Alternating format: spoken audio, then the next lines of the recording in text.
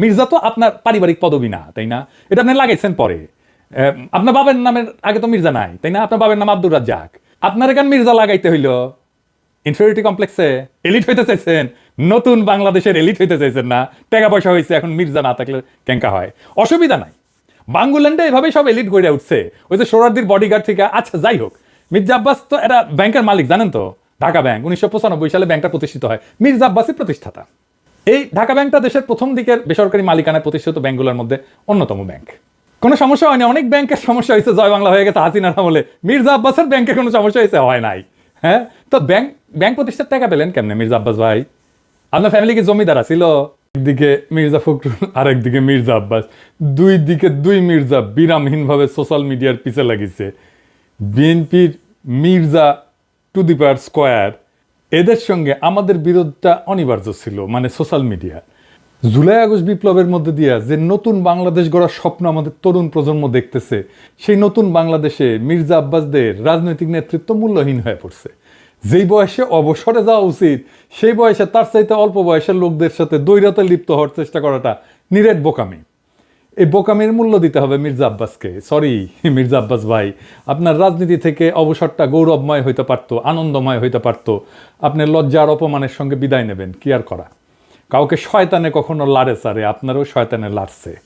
আমি কিন্তু মির্জা আব্বাসকে কিছুই বলি নাই। উনারা কেউ সরে বাচ্চা বলে গালি দিছে, আমি জানতাম না কে গালি দিছে। ওইটা প্রথম শুনি মির্জা ফখরুলের মুখে। উনি বলতেছেন মির্জা আব্বাসকে সরের বাচ্চা বলছে, কত খারাপ কাজ করিছে। মির্জা ফখরুল আর মির্জা আব্বাস কিন্তু বিরোধ আছে, রাজনৈতিক বিরোধ আছে, এক গ্রুপে না কিন্তু তারা। যারা বিএনপি করেন তারা জানেন। কিন্তু মির্জা ফখরুল তো ছাত্র ইউনিয়ন করার লোক, উনি গিরিঙ্গি কেমন করে করতে হয় এটা ভালো জানেন। উনি কায়দা করে মির্জা আব্বাসকে সামনে দিয়ে দিলেন আমাদের। আর মির্জা আব্বাস ভাই কিছু বুঝা না বুঝা আইসা শুরু করলেন ব্যাটিং করা। মানে যে গালিটা মির্জা ফখরুল দিতে পারবে না, সেটা মির্জা আব্বাসকে দিয়ে দেওয়াইলেন আর কি। এটা গিরিঙ্গি আর কি, ছাত্র ইউনিয়নের গিরিঙ্গি। আমি বুঝতে পারি এই সমস্ত। আচ্ছা মির্জা আব্বাস ভাই, আপনি বলেন আমি কি ভুলটা বলছি? আমি বলছি বারাক ওবামা যখন আমেরিকার প্রেসিডেন্ট, তখন তাকে ফিলিপাইনের প্রেসিডেন্ট বেশ্যার বাচ্চা বলে গালি দিছিল। আর বারাক ওবামা সেটাকে হজম করছে। আপনি একজন পলিটিশিয়ান হয়ে সেটা হজম করতে পারবেন না কেন? আমি তো নিউজটা দেখাইছিলাম, আমি তো মিশা নিউজ দেখাই নাই, তাই না? আপনি গালি খাইতে চান না, তাহলে রাজনীতিতে আসছেন কেন? মসজিদের ইমাম হন, কেউ গালি দিবে না। হিমালয়ে গিয়ে সন্ন্যাসী হন, কেউ গালি দিবে না। নবী রসুলদের গালি দেয় মানুষ, আল্লাহর খোদাকে গালি দেয় মানুষ। আপনি কোন বালেশ্বর বালহরিদাস পালাচ্ছেন, আপনারা গালি দেওয়া যাবে না? প্রেসিডেন্ট ম্যাকরনের তো থাপ্পড় মারে, আপনি চর থাপ্পড় খাবেন, আপনারা রাজনীতিবিদরা গালি খাইবেন। এটা সহ্য করতে হবে, এটাই নতুন বাংলাদেশ। এবার আসেন আমরা ওনার বক্তব্যটা আলাদা আলাদা করে শুনি। জারজ মিল্টন বকা দিয়েছে আমাকে, সেটাকে সমর্থন করেছে পিনাকি। অর্থাৎ জারজ মিল্টন যে ভাষা আমাকে বকা দিয়েছে, পিনাকি সমর্থন করেছে। আমি বলতে চাই যে ওরা সবাই একই বংশের, একই গোত্রের সন্তান। কোনো ভদ্রলোককে এভাবে গালি দিতে পারে না। আমি ঢাকার মানুষ, আমি ইচ্ছে করলে ওরা যে ভাষা গালি দেয় তার চেয়ে জঘন্য ভাষা গালি দিতে পারি, কিন্তু আমার বাপ মা, আমার পরিবার এটা আমাকে শেখায় নাই। ওরা যেটা বলছে এবং বলেছে এটা ওদের পরিবার থেকে শেখানো, ওরা ওই পরিবার থেকে করে আসছে, শুকরের জাত। এটা নিয়ে বিশ্বব্যাপী আমার দেশে এবং বিদেশে আমার কিছু ভাইয়েরা আছে যাদের বাপ মায়ের কোনো ঠিক আছে বলে আমার মনে হয় না, যাদের অ্যাকচুয়ালি জন্মের ঠিকানা আছে বলে আমার মনে হয় না। ওদের কথা বলার স্বাধীনতা আছে, ওরা আমাকে গালিগালাজ করার স্বাধীনতা আছে, আর আমি একটা সত্যি কথা বলতে পারবো না, সেই স্বাধীনতা আমার নাই। উনি বলছেন জন্মের ঠিক নাই। আব্বাস ভাই, দুনিয়ার সব প্রাণী একই পদ্ধতিতে জন্মায়, আর একটা পদ্ধতি আছে টেস্ট টিউব বেবি, ওইখানে কেউ কাউরে লাগায় না। তো ঠিক পদ্ধতি কোনটা মির্জা আব্বাস ভাই?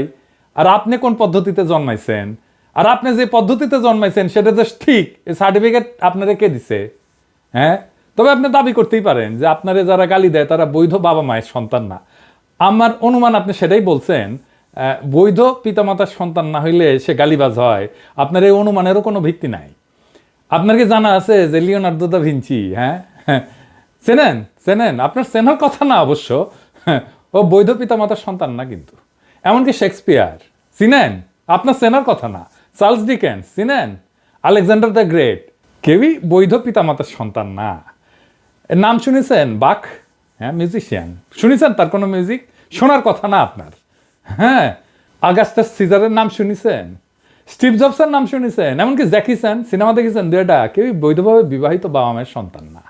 সেই জন্য মনীষীরা বলে জন্ম হোক যথাতথা, কর্ম হোক ভালো। আপনার কর্মজীবনটা কি আসেন সেটা দেখি। আপনার কর্মজীবন কি ভালো?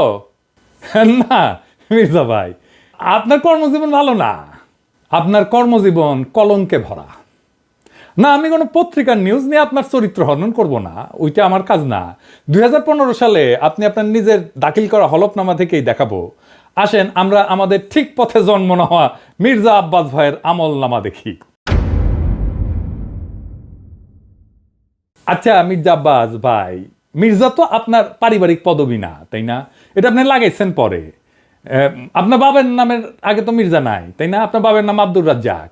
আপনার এখান মির্জা লাগাইতে হইল ইনফেরিয়রিটি কমপ্লেক্সে। এলিট হইতে চাইছেন, নতুন বাংলাদেশের এলিট হইতে চাইছেন না।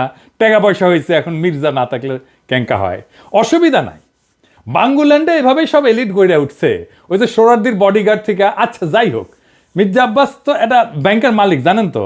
ঢাকা ব্যাংক 1995 সালে ব্যাংকটা প্রতিষ্ঠিত হয়, মির্জা আব্বাসই প্রতিষ্ঠাতা। এই ঢাকা ব্যাংকটা দেশের প্রথম দিকের বেসরকারি মালিকানায় প্রতিষ্ঠিত ব্যাংকগুলোর মধ্যে অন্যতম ব্যাংক। কোনো সমস্যা হয়নি, অনেক ব্যাংকের সমস্যা হয়েছে, জয় বাংলা হয়ে গেছে হাসিনার আমলে। মির্জা আব্বাসের ব্যাংকে কোনো সমস্যা হয়েছে? হয় নাই। হ্যাঁ, তো ব্যাংক প্রতিষ্ঠার টাকা পেলেন কেমনে মির্জা আব্বাস ভাই? আপনার ফ্যামিলি কি জমিদার ছিল? আপনার আব্বা কি করতেন? আসেন আমরা এবার দেখি ওনার আব্বা কি করতেন। ওনার আব্বা মতিঝিল সরকারি উচ্চ বিদ্যালয় বা মতিঝিল সেন্ট্রাল গভর্নমেন্ট স্কুল হিসেবে যেটা পরিচিত, ওই স্কুলের দপ্তরই ছিলেন। ডং ডং ডং ডং ডং ডং কইরা ঘন্টা বাজাইতেন। কি মির্জা আব্বাস ভাই, খারাপ লাগলো? হ্যাঁ, দপ্তরের কাজ খারাপ না, সম্মানের কাজ। কিন্তু আপনি যে কাজ করতেছেন সেটা সম্মানের না। দপ্তরের কাজের পাশাপাশি আপনার ওই স্কুলের সামনে মসজিদের সাথে একটা ছোট্ট পুরীর দোকান ছিল। পুরি বানাইতেন আপনার আব্বা, ওই পুরীর দোকান চালাইতেন। ওই সিপার পুরীর দোকানের জমিটাও ছিল রেলের। এখনো আপনি রেলের জায়গা দখল কইরা বাসা বানায় বসবাস করছেন। হয়তো পরের জায়গা পরের জমি, ঘর বানাইয়া আমি রই, আমি তো ভাই জমির মালিক নই। দপ্তরি থাকাটা কোনো অপরাধ না, লজ্জারও না। কিন্তু ওই অবস্থা থেকে ব্যাংক মালিক হওয়ার জার্নিটা আমরা বুঝে দেখতে চাই। কেমনে বাংলাদেশের এলিট তৈরি হয়েছে, কেমনে বাংলাদেশের পলিটিশিয়ানরা তৈরি হয়েছে, কেমনে বাংলাদেশের রাজনীতিতে দুর্বৃত্তায়ন হয়েছে। 1991 সালে প্রথম এমপি হন মির্জা আব্বাস। তারপরে কিছুদিনের মধ্যে ঢাকার মেয়র, আর 4 বছরের মধ্যে ব্যাংক মালিক। এমপির বেতন কত মির্জা ভাই? মন্ত্রীর বেতন কত? 1-1.5 লাখ টাকা সেই সময় মাসে, তাই না? তো কোন জাদুর কাঠি পাইলেন যে ব্যাংক বানানোর টাকা পাইছেন? এমপি হওয়ার আগে কি করতেন আপনি? আপনি ছিলেন কমিশনার। কমিশনারের বেতন কত? আপনার বৈধ ব্যবসা কি ছিল? বৈধ ব্যবসা ছিল ওই অঞ্চলে শাহজাহানপুরের গরুরহাটের ইজারা নিতেন আপনি। সেই 75 পরবর্তী সময় কমলাপুর রেলওয়ে যত ঠিকাদারি, সড়ক পরিবহন সহ আরো বহু জায়গা থেকে চাঁদা উঠাইতেন। চান্দা তোলাটা আপনার পুরানো অভ্যাস, তাই চান্দা তুলে আমাদের টাকা দিতে চায় যেন আমরা ইউটিউবিং ছাড়ি। শুনেন, ওরা ওই যে ইউটিউবের মধ্যে কি যে পয়সা কামানোর একটা রাস্তা আছে ওদের, সে পয়সা কামাইতেছে। আরে ভাই, পয়সা যদি লাগে আমাদেরকে বল, আমরা চাঁদা দিলে দিব না, অসুবিধা নাই তো। চান্দা তোলা ছাড়া আর কিছু করার যোগ্যতা মির্জা আব্বাস আপনার ছিল না কোনোদিনই, কারণ উনি আবার দারুণ মেধাবী। আপনার ইউনিভার্সিটিতে পড়ার যোগ্যতা হয় নাই, সোহরাওয়ার্দী কলেজ থেকে 2nd ক্লাসের ডিগ্রি পাস করেছেন, এই যে সার্টিফিকেট আপনার, দেখেছেন? আল্লাহ বাঁচাইছে, আর একটু কম হলে তো জাতির ফিতা হয়ে যেতেন। তো উনি নিজেই নিজের সার্টিফিকেট দাখিল করেছিলেন। যাই হোক, এই একাডেমিক কোয়ালিফিকেশন নিয়ে আপনার তো কেরানিরও চাকরি হইতো না কোথাও, বাংলাদেশেও না। আপনার তো কিছু করার ক্ষমতাই নাই। ইউটিউবে টাকা পাওয়া যায়, কথা সত্য, বই লেখাও টাকা পাওয়া যায়, শিক্ষকতা কইরা, অভিনয় কইরা, কবিতা লেখা, গান গাইয়া টাকা পাওয়া যায়, প্লেন চালালেও টাকা পাওয়া যায়, রিক্সা চালালেও টাকা পাওয়া যায়, আপনার ড্রাইভারও যে ড্রাইভিং করে সেটা তো টাকা পাওয়া যায়। তো আপনি এর কোনোটাই পারেন না। আপনি চান্দা তুলে টাকা তুলতে পারেন, ওটাই আপনার উপার্জন, ওইটাই আপনার ক্ষমতা। তো চান্দা তুলে টাকা দিয়ে ইউটিউব বন্ধ করার আবদার কেন করতেছেন? ব্যথা বেশি দিচ্ছি, ব্যথা কি জিনিস আপনি টের পান নাই? আপনার তো কোনো স্কিল সেট নাই, আপনি কোনো কিছু করে উপার্জন করতে পারবেন না, তাই আসছেন রাজনীতিতে।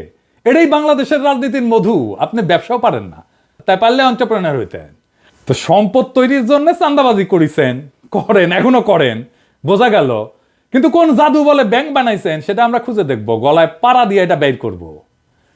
আমরা আরো আগে যাই, 1971 আপনি তখন মোটামুটি দামরা, কলেজে পড়েন, আপনি নিজে দাবি করেছেন আপনি মুক্তিযোদ্ধা।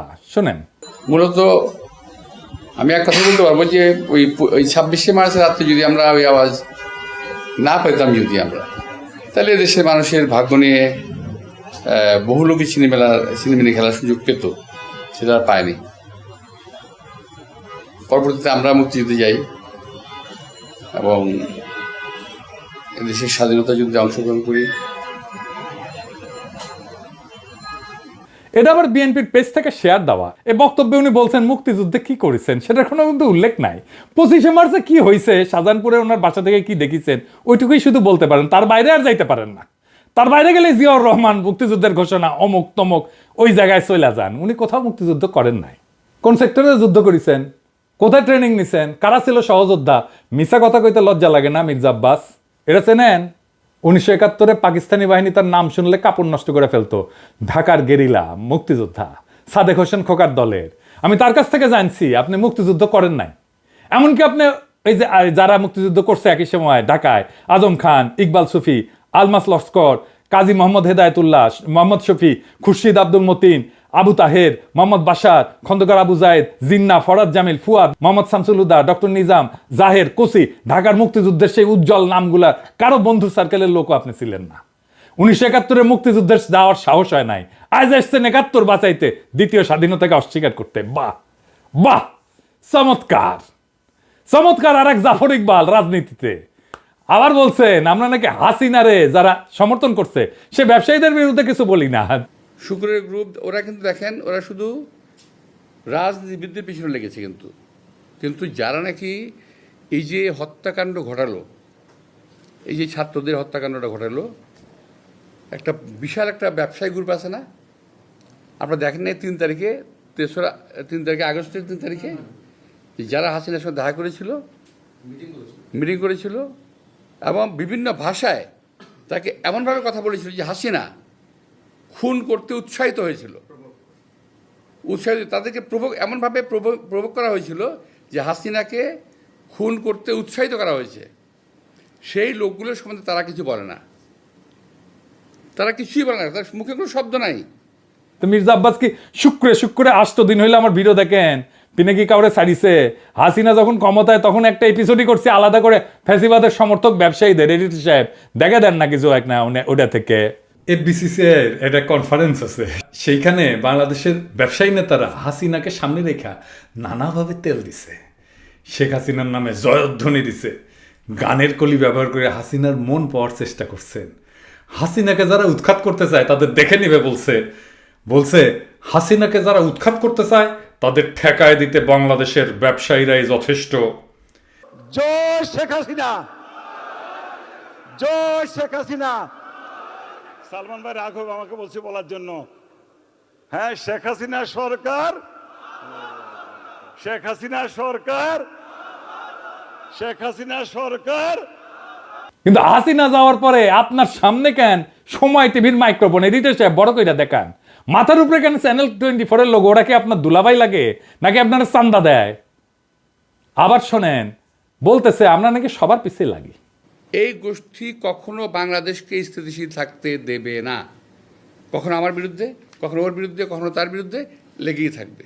আপনারা অপেক্ষা করেন, কদিন পরে তারা ইউনূস সাহেবকে ধরবে। আমি এটা বলে দিচ্ছি আমি আপনাদেরকে, কদিন সাহেব পরে তারা ডাক্তার ইউনূস সাহেবকে ধরবে। কার পিছে লাগিয়েছি? ইন্ডিয়ান লেসপেন্সারি যারা করে তাদের পিছে লাগিয়েছি। প্রফেসর ইউনূসের পিছেও নাকি আমরা লাগবো, অবশ্যই লাগবো যদি প্রফেসর ইউনূস ইন্ডিয়ান লেসপেন্সারি করে। ইন্ডিয়ান লেসপেন্সারি বাদ দেন, তারপরে আইসেন আলাপ করতে। আমাদের কাছে খবর আছে, বুঝছেন, সব খবর আছে। কি করিছেন হাসিনার আমলে, কেমনে কারে ম্যানেজ করিছেন, সব খবর আছে। আপনাদের দলের লোকেরা বলে সোশ্যাল মিডিয়া কিছু না, মাঠের রাজনীতি, ভোটের রাজনীতি আসল। হ্যাঁ, আসেন সোশ্যাল মিডিয়া নিয়ে কি করে বিএনপি দেখি। বিএনপি প্ল্যান নিছে যে তাদের ফেসবুকের পোস্টে তো কেউ যায় না, মাসি মারে ওরা নিজেরা বসে, তো স্পন্সর পড়দের পয়সা খরচ কর, টাকা খরচ কর, তা করবে না তারা। বট রিয়াক্ট, বট মানে বুঝেছেন তো, যন্ত্র থেকে ওই যে লাইক শেয়ার দিবে, বুঝেছেন, কমেন্ট করবে, তো বট দিয়ে রিয়াক্ট দেন। দেখেন সব ভিয়েতনামের আইডি দেখেছেন, হ্যাঁ আপনারা বিএনপির পোস্ট দেখবেন যে হাজার হাজার লাভলি এক পড়িছে, ভালোবাসা যে বন্যা বয়ে যাইতেছে, আপনারা প্রভাবিত হয়ে যাবেন। আরে বাপরা সর্বনাশ, ভালো কাজ করিছে তো, ভালো কথা, আমি একটা লাভ রিয়াক্ট দিয়ে দিই। মানুষের সাথে এরকম প্রতারণা করতে পারে কেউ? আওয়ামী লীগ এরকম প্রতারণা করে নাই জনগণের সাথে, বিএনপি যেটা করছে দেখেছেন? এটাই আপনাদের জার্নি, এটাই বাংলাদেশের রাজনীতি, এরাই হয় মন্ত্রী, দলের শীর্ষ নেতা, আর একাডেমিক যোগ্যতায় কেরানি হয়ে যার জীবন পার করার কথা ছিল সে হয় মন্ত্রী। যার উপার্জনের ধান্দাই হইতেছে কিভাবে অন্যরে ঠকাবে, আরেকজনকে অতিরিক্ত সুবিধা দেবে, অন্যরে বঞ্চনা করবে বা ভয় দেখায় উপার্জন করবে, চান্দা নেবে। আমি যদি 1 টাকা ইউটিউবে উপার্জন করি না, সেটা আমার ইনকাম ট্যাক্সের ফাইলে আছে, এটা আমার বৈধ উপার্জন। আমি 1 টাকা যদি খরচা করি, ওটাও দেখাইতে পারবো আমি কিভাবে এই 1 টাকা উপার্জন করছি। আপনি জিন্দেগিতে দেখাইতে পারবেন না কিভাবে আপনি ব্যাংক বানানোর টাকা পাইছেন, জিন্দেগিতে পারবেন না, চ্যালেঞ্জ দিলাম আপনাকে। আপনার বৈধ উপার্জন কি? আপনি নিজেই ঘোষণায় বলছেন বাড়ি ভাড়ার টাকা আর ব্যাংকে রাখা সঞ্চয়পত্র। বাড়ি ভাড়ার টাকায় পেট চালান, বসে বসে খান, আর ব্যাংকে রাখা সঞ্চয়পত্র ওইটি থেকে সুদ আসে, এটা হইতেছে আপনার উপার্জন। তাও এটা আজকের কথা না, 10 বছর আগের কথা। লজ্জা লাগে না আপনার? হ্যাঁ, আমার প্রত্যেকটা পয়সা হালাল, আপনার প্রত্যেকটা পয়সা হারাম। আপনি দাবি করতে পারবেন আপনার প্রত্যেকটা পয়সা হালাল? পারবেন না। বুকে হাত দিয়া বলবেন, আল্লাহর কসম কাইটা বলবেন, দেখাই দেবেন আপনার উপার্জন কিভাবে হয়েছে, কেমনে আপনি ব্যাংক করছেন। আপনি কাউরে না কাউকে বঞ্চনা করে সুবিধা দেওয়া ভয় দেখায় যে টাকা উপার্জন করছেন, সে উপার্জনের টাকা দিয়ে ক্যাডার পালেন, সে ক্যাডার ভোটে জিতায়, আর অনুপার্জিত টাকায় ভোট কিনা এমপি হয়ে যান আপনি।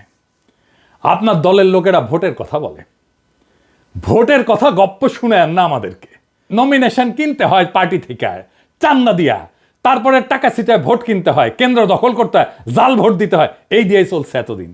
ভোটের শক্তির রোয়াব দেখায়েন না, ওই রোয়াব আমরা ফুটে করে দিতে পারি। জুলাই বিপ্লবের আকাঙ্ক্ষা ছিল এই বন্দোবস্তের পরিবর্তন, সত্যিকারের মেধাবীদের দিয়ে রাষ্ট্র চালানো। আপনার কোনো স্কিল নাই মন্ত্রী হওয়ার, আপনার রাষ্ট্র জিনিসটাই বুঝেন নাই, আপনি রাজনীতিও বুঝেন নাই। ক্ষমতা আপনার কাছে টাকা উপার্জনের মৌকা, আর কিচ্ছু না। মির্জা ফখরুল বলছেন আমরা কোথায় নিয়ে যেতে চাই দেশকে, শুনেন। সোশ্যাল মিডিয়াতে কিছু নতুন নতুন আমি বলি কুতুব আবির্ভূত হয়েছে, তারা বাংলাদেশকে কোথায় নিয়ে যেতে চায় আমি জানি না। আমরা দেশ থেকে ফ্যাসিবাদের সমস্ত কলঙ্ক চিহ্ন মুছবো, আমরা বাংলাদেশে ভারতের তালুকদারি বন্ধ করব চিরতরে, আমরা বাংলাদেশে একটা সাম্যের ইনসাফের রাষ্ট্র করব। আপনারা মির্জা ফখরুল সেই স্বপ্নের সামনে বাধা হয়ে দাঁড়ায় আছেন। দেশের জনগণ জানে, বুঝতে পারে প্রফেসর ইউনূসকে কেন তাড়ানোর চেষ্টা করতেছেন, কেন দ্রুত নির্বাচন চান। জনগণের জন্য প্রফেসর ইউনূসের এই অতি অল্প সময়ের শাসন হয়ে থাকবে একটা স্বপ্নের মতো, এক অলিক সম্ভাবনার মতো, এক বিদ্যুৎ চমকের মতো সময়। তারপর বাংলাদেশ আবার ফিরে যাবে আপনাদের সেই আদিম জমিদারি ব্যবস্থায়, আপনাদের সেই মাফিয়া শাসনে। আবার কালো টাকা এবং পেশি শক্তির মাস্তানেরা গাড়িতে পতাকা ওড়ায় ঘুরবে, হেলিকপ্টারে চড়বে, দলীয় মাজারের খাদেম আবার আমাদের ভয়ে ভয়ে বাঁচতে হবে। ক্ষমতার অঙ্গুল হেননের নিয়ত নির্দিষ্ট হবে আমাদের মতো ছোটখাটো মানুষদের।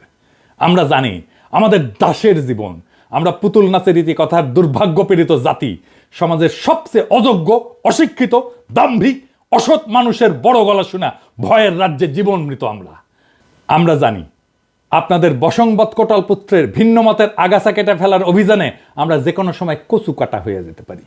আমাদের জীবন মিথ অফ সিসিফাস। সিসিফাসের গল্প জানেন? আর এক অভিশপ্ত জীবন ছিল, পাহাড়ের নিচ থেকে পাথর ঠেলে ঠেলে ঠেলে ঠেলে যখন সে উপরে নিয়ে যায় একেবারে চূড়ায়, তারপর আবার সেই পাথরটা নিচে পড়ে, আবার তার ঠেলে ঠেলে ঠেলে ঠেলে উপরে নিয়ে যেতে হয়। এটাই তার অভিশপ্ত জীবন। আমাদেরও বাংলাদেশের নাগরিকদের জীবন মিথ অফ সিসিফাস। আমাদের অভিশপ্ত জীবন সিসিফাসের মতো। আমাদের সন্তানেরা বারবার রক্ত দিবে এই ক্ষমতার রাক্ষস তাড়াইতে, আবার নতুন রাক্ষস এসে দখল করবে জনপদ। আমাদের আসলেই কোনো মুক্তি নাই। কিন্তু মির্জা আব্বাস মনে রেখেন, পৃথিবীতে যদি একজন মানুষও থাকে এই নষ্ট দুর্বৃত্তের রাজনীতির মুখোশ খুলে দেবে, সেটা আমি। ঈদের জামাতে যারা প্রফেসর ইউনূসের হাত ছুঁইছে তারা বলছে আকুলভাবে ছাড়ার 5টা বছর থাকেন, কারণ তারা জানে ওই লোকটা তাদের মানুষের মর্যাদা দিছে। বেশি দিন লাগে নাই, মাত্র 7-8 মাস। মানুষ তার বিপুল সম্ভাবনা আর তাদের অফুরন্ত শক্তির খোঁজ পাইছে, জাতির প্রাণ শক্তি জায়গা উঠছে। এটাই বিপ্লব। আমরা এই পরিবর্তনের জন্য জান লড়াই দিছি, এই জন্য আমাদের বাচ্চারা জীবন দিছে জুলাই আগস্টে। এটাই বিপ্লবের রুহানি প্লাবন, সেই বিপ্লবের আইকন আজকে প্রফেসর ইউনূস। জনতার স্বপ্নের সামনে বাধা হইয়া দাঁড়াইলে জনতাই আপনাদেরকে রুখে দেবে। সেই দিন বুঝবেন সোশ্যাল মিডিয়া কি জিনিস। আপনারা ক্ষমতায় আসতে পারেন, কিন্তু কোনোভাবেই এই স্বপ্নের সময় প্রফেসর ইউনূসের করে দেওয়া যাওয়া অর্জনকে অতিক্রম করতে পারবেন না। আপনাদের সেই পরাজয় গাথা এখনই লেখা হয়ে গেছে, প্রত্যেক দিন লেখা হচ্ছে। এই নতুন বাংলাদেশের স্বপ্নে যারা অন্তরায় হয়ে দাঁড়াইছে তাদের ভবিষ্যৎ অনিবার্যভাবে ম্লান। ইতিহাসের নিয়মে জনগণের ইচ্ছার বিপরীতে দাঁড়ানো মানেই পরাজয়। মির্জা আব্বাস এবং তার মতো নেতৃত্বের অবসান অনিবার্য। আমরা জানি এই লড়াই শুধু ক্ষমতার না, এই লড়াই ইনসাফের, সাম্যের, মুক্তির। আমাদের তরুণ প্রজন্ম আজ যে নতুন বাংলাদেশের স্বপ্ন দেখছে, যেখানে দুর্বৃত্তের রাজনীতি, চাঁদাবাজির আধিপত্য কিংবা ক্ষমতার দম্ভের কোনো স্থান নাই, সেখানে থাকবে সৎ, মেধাবী, প্রগতিশীল নেতৃত্ব। প্রফেসর ইউনূস এই নতুন স্বপ্নের প্রতীক। তার নেতৃত্বে যে নতুন দেশ গড়ার লড়াই শুরু হয়েছে, তা জনতার হৃদয়ে আর এক বিপ্লবের আগুন জ্বালায় দিছে। এই আগুন নিভে যাওয়ার না। জনতা জানে, জনগণ জানে এই পরিবর্তন তাদের জীবনের, তাদের ভাগ্যের, তাদের সন্তানের ভবিষ্যতের প্রশ্ন। তাই মির্জা আব্বাস কিংবা তার মতো অতীতের রাজনীতির নেতাদের কাছে আমাদের একটাই বার্তা: সময় বদলাইছে, জনতার স্বপ্নকে দমায় রাখা যাবে না। নতুন বাংলাদেশে মিথ্যা, দুর্নীতি, ক্ষমতার অপব্যবহার থাকবে না। আমাদের লড়াই চলবে জুলাই আগস্ট বিপ্লবের প্রকৃত অর্থ বাস্তবায়ন না হওয়া পর্যন্ত। এই নতুন বাংলাদেশের স্বপ্ন বাস্তবায়নের পথে প্রত্যেকটা বাধাকে পেরায় আমরা আগায় যাব একটা সত্যিকারের স্বাধীন, সাম্যের, ইনসাফের, মানবিক বাংলাদেশের পথে। ইনকিলাব জিন্দাবাদ।